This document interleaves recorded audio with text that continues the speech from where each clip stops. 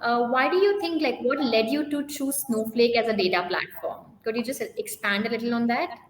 Yeah, so trying to think back, it seems like it's been a lifetime since, it started. Our kind of assessment started back in 2019 before the pandemic, right? I mean, I think the pandemic added like 5 years to our lives.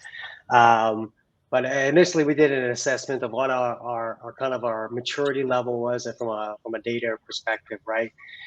You know, with kind of the big firms and seeing what the kind of what their guidance is and what their their suggestions were. Now, one of the suggestions was, like you said, Paul, a lot of the businesses were afraid to put their data in the cloud, right? So, with senior executive leadership saying, no, we don't want our data in the cloud.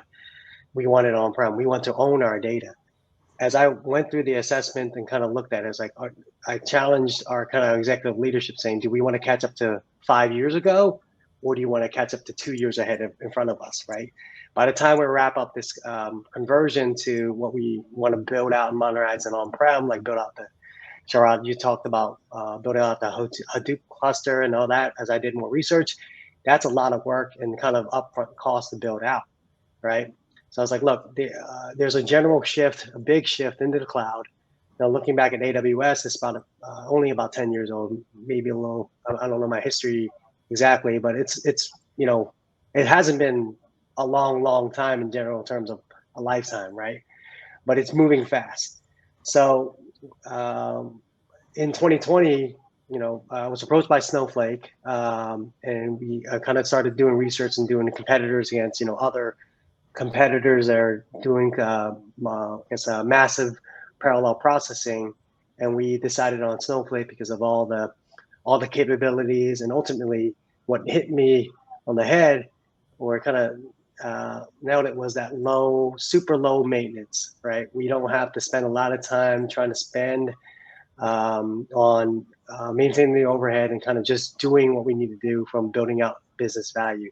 So that's one of the big things that kind of won me over on Snowflake. The other thing is the low cost of storage. I think it's a pass through. So with all that data that we're kind of capturing, it has been challenging for us on prem to keep. Right, we kind of purge data from a log perspective every 30 days, but we could utilize that data long term, but we just can't do that on prem. In the cloud, we can keep it longer because of the cost. And then really, Snowflake had a lot of traction, a lot of build up. We signed them back in April 2020. During our vendor management process, one of the big concerns was the financials, right? And it's interesting, when Snowflake became the biggest tech IPO at the time. I think it might still be the biggest tech IPO. Our vendor management team kind of checked off the box. Okay, that's no longer a concern. They're pretty much good on from the financial side. So that's what won me over on Snowflake, is really the low maintenance, kind of the unlimited compute, and really giving us the ability to focus on building business value instead of trying to spend 80% of our time maintaining our environment. It's that 80-20 rule, right? From data wrangling to building out data insights. So